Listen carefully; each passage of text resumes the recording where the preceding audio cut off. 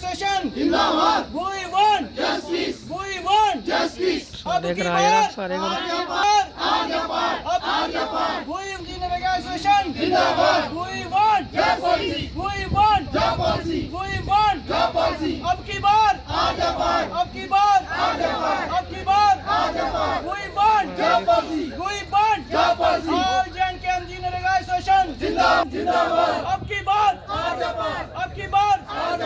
We want justice, we want justice, we want justice. जी sir, जो आज की आपकी डिमांड्स है जिसको लेके आप स्ट्राइक कर रहे हैं, किस वजह से? सबसे पहले मैं आपका शुक्रिया अदा करना चाहता हूं। हमारी डिमांड्स जो 2017 से लेकर जो हमारे ही डिपार्टमेंट ने हमारे साथ वादा किया हुआ है, प्रॉमिस किया हुआ है कि हम आपको इसी डिपार्टमेंट के अंदर इमर्ज करेंगे। आज हमें लग रहा है कि वो वादा जो है पूरा नहीं हो पा रहा है।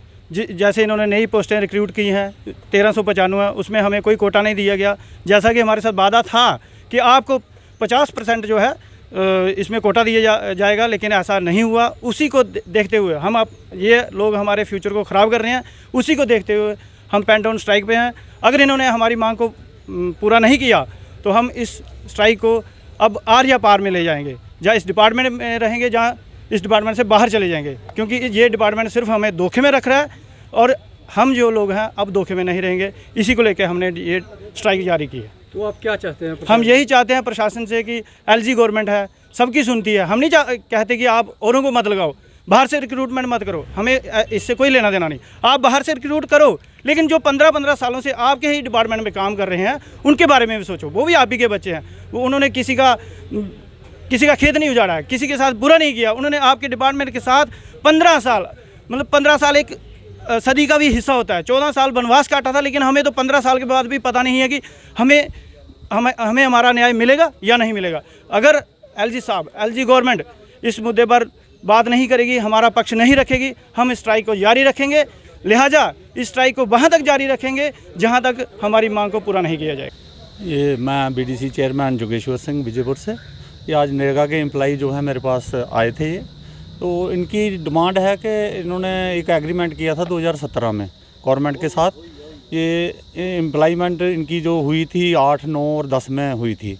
उसके बाद इनका चलता रहा ये काम। बहुत अच्छा काम कर रहे हैं, सारा काम ब्लॉक का यही देखते हैं और अच्छा काम करते हैं। आज की डेट में इनको नौबत आ गई है कि इन्होंने कोई एग्रीमेंट किया था गवर्नमेंट के साथ 2017 में कि जितने भी अगर कोई पोस्टें निकलेंगी रूरल डेवलपमेंट में तो नरेगा के जो बच्चे काम कर रहे हैं यहाँ पे इनको 50% शेयर दिया जाएगा। आज इन्होंने कोई 1300 कुछ जॉब निकाली हैं, तो उसमें इनको पूछा ही नहीं है, इनको कोई शेयर नहीं दिया। अगर गवर्नमेंट ने इनके साथ एग्रीमेंट किया, 12-12, 14-14 साल से ये काम कर रहे हैं, बच्चों की शादियाँ हो गई हैं, एम्प्लॉयमेंट आगे बच्चे भी हैं, तो ये अब कहाँ जाएंगे? इनको कुछ गवर्नमेंट बता नहीं रही। मैं एलजी साहब से यही रिक्वेस्ट करूँगा कि इनकी बात सुनी जाए और अगर इनके साथ कोई एग्रीमेंट किया है और फर्स्ट प्रेफरेंस इनको दी जाए और जो 50% जॉब की बात है इनको जॉब दी जाए, इनको दी जानी चाहिए, क्योंकि ये काम कर रहे हैं, ग्राउंड लेवल पे काम कर रहे हैं, ये अच्छे वर्कर हैं, अच्छा काम कर रहे हैं। और नरेगा के तहत ही इनको अगर चाहे एम्प्लॉयमेंट देनी है तो दें, इनको बाहर तो नहीं निकालें ना। नई अपॉइंटमेंटें कर रहे हैं तो इनको कहाँ छोड़ेंगे? अगर नए आपकी भर्ती हो जाती है, नए आ जाते हैं आपके पास जो आएंगे कैंडिडेट, तो ये कहाँ जाएंगे? इनका भी तो सोचे ना गवर्नमेंट कुछ। और मैं यही अपील करूंगा एलजी साहब से कि पहले इनका जो नरेगा में लगाए हैं 12-12, 14-14 साल से काम कर रहे हैं, इनको पहले देखें, प्रेफरेंस इनको दी जानी चाहिए। पहले जॉब इनकी है तो इनको पक्का करे गवर्नमेंट पहले, उसके बाद बाकी पोस्ट से निकाले। यही रिक्वेस्ट करूंगा मैं एलजी साहब से। और जम्मू कश्मीर जो ड्यूटी है इसके जो आला अहदेदार हैं उनसे यही अपील है कि पहले इनको रेगुलर करें, उसके बाद आगे जो भी है करना है वो करें।